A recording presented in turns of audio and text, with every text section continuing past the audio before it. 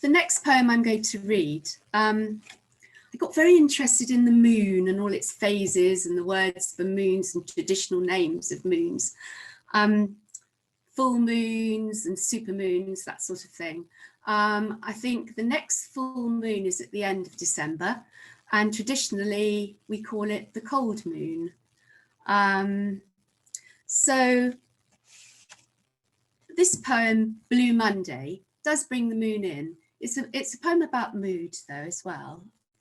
I thought it probably was how some of us, myself included, have been feeling sometimes during 2020 and everything that's been going on. Blue Monday. She's having a personal power cut. The afternoon is twilight by 3 o'clock. The moon is at its furthest point away from Earth this year.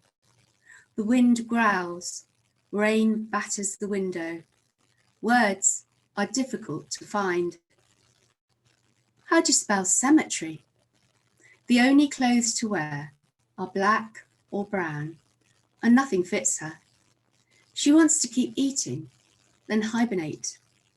Someone phones about scattering her uncle's ashes. There isn't much time left. She's stumbling through a wood at night with no moon floating between the treetops. She could do with a silver moon, a super anything. Actually, a supermoon is when the moon is at an unusually close position to the Earth and it seems much bigger than normal. That's quite interesting, to me anyway. Now, the next poem is also about words.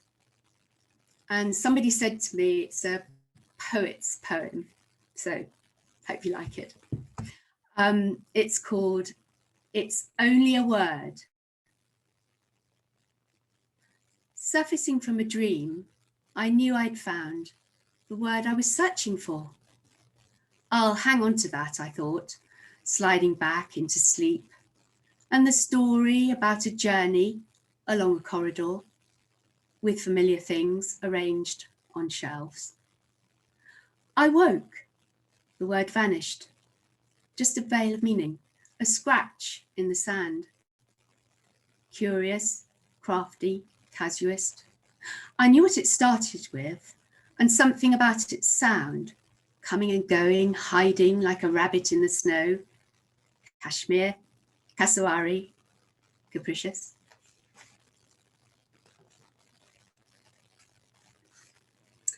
Okay, the next poem. Well, I've got a sort of mixed relationship with orchids. I used to have a whole window sill full of them. Now I've got one. Anyway, this poem is called Orchids. Excuse me.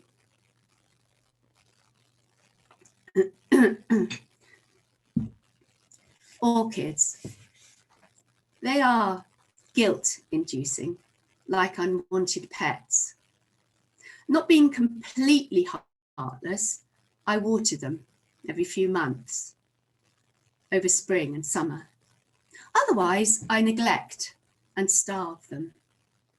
They're reduced to thin brown sticks.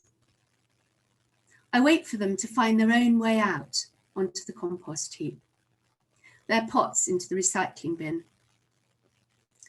9 months of near death, and a few buds appear.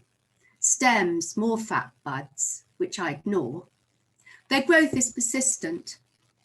I transfer them to the kitchen windowsill. A few drops of plant food, that's all. Their waxy heads multiply, purple veined or white rimmed, with pointed tongues, dotty eyes, and lemon kitten faces. They all nod down at me. Don't leave us, they whisper. I learn there are more of them on Earth than birds or fish or mammals. I polish their succulent greenery, stroke them, ask their permission to go. When I was writing this poem, I sent it to somebody who's a poet and editor. She read it and she liked it. But she said it was very funny. It made her laugh because she had read the first line wrongly, but it does give a whole new slant on the poem. She'd read it as, they are guilt-inducing, like unwanted poets. You think about it, it makes you read the poem differently. Okay, the next one is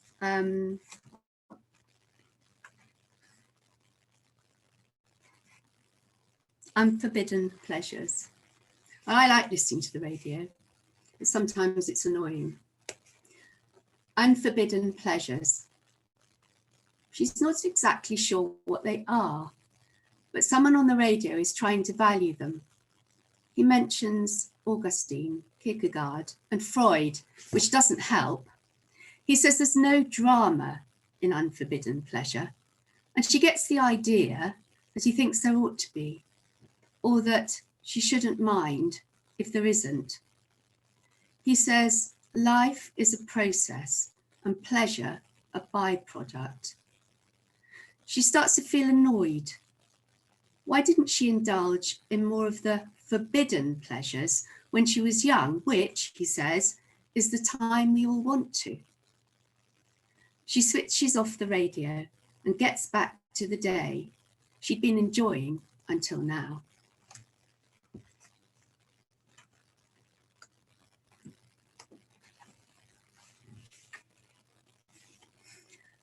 The next poem is about some very nice people who used to live, when we had a flat in London, who used to live upstairs from us. Can you hear me all right, by the way? Is it all right? Good. The couple upstairs. I'd like to send a message over the years to the couple who admired our traditional names but couldn't believe we'd take the risk of having a baby with no money. They were saving up to escape from our Brixton villa, divided into flats, a condemned slum with damp and mice, to a new place in suburbia. On Saturday mornings, they larked about in and out of bed, playing practical jokes with a hot water bottle and cold alarm clock, making each other shriek. He rode his scooter to work in the Savoy, sometimes brought food home in the panniers. She caught a bus to her job in an office. One evening, they invited us upstairs to see their living room crammed with bread, heaped on every surface. French, soda, round, glazed, platted, seeded. How many loaves did we want? How much could we eat? He bought us bottles of Chateau Pauillac, he said were left over from the hotel kitchen. But after Christmas, the two of them disappeared. I'd like to thank them again for the bread and wine.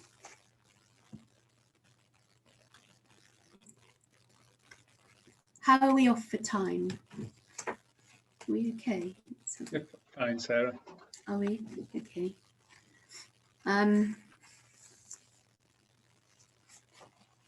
So the next poem that I thought I'd read came about because I was influenced by a book which about the joy of tidying and rolling things up, and also there's something at the time about the slow movement and living in the moment. So all those ideas got jumbled up a bit in my head, and this is the poem I wrote. Making tea, drinking coffee.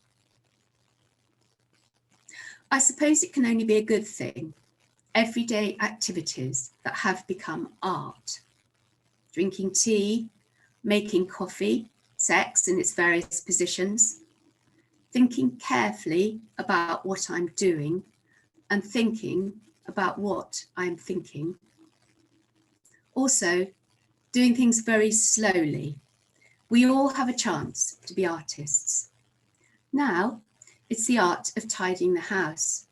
Find your socks, Pare them and roll them together, then squash them upright in the drawer.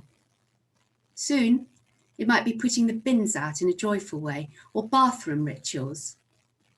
Our quarrels and makings up are a sort of art. What you heard, what I said and why, what I really meant and how you took it, and why you make your usual reply.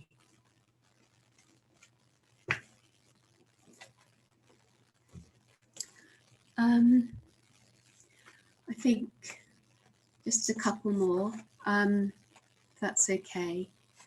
The next one is also about the town where I live, where I took a walk around on a winter's day.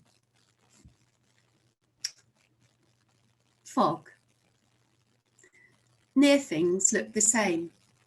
The pavement I'm walking on, the litter, the wet road. But now the clear notes of a bird on a branch become muffled as it flies away. Further ahead, a man with white hair and long dark coat is a character from a street in Montmartre. A cottage drifts sideways into fleeciness. The church tower blurs around its edges, and the line of yews looms, then fades. Occasional chimney pots float in the air. Behind is as opaque as in front, like forgetfulness wrapping round me. Though this broom traps particles of pollution which I'm breathing in, I like the way it blots the details out. Just trees, house, church, and forms of people.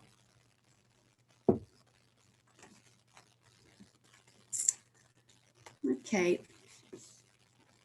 I think this will be the last one I read. So this is a snowy scene. There's something about how important things cross boundaries, I think. There's something about that, and how boundaries are blurred. I suppose weather is one of the important things that crosses boundaries, but other important things too, like relationships. I mean, at a time when we're looking at leaving Europe, we just are thinking about boundaries, I think.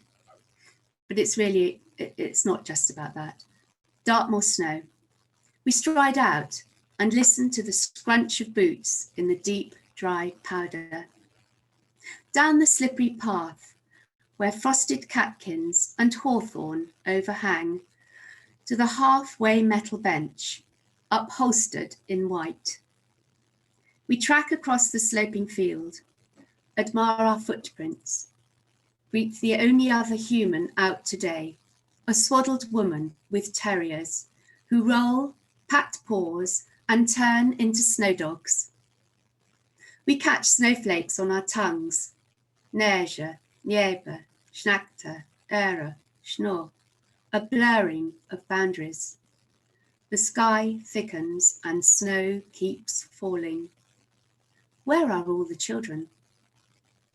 Returning home, a fringe of icicles hangs from the shed roof eaves.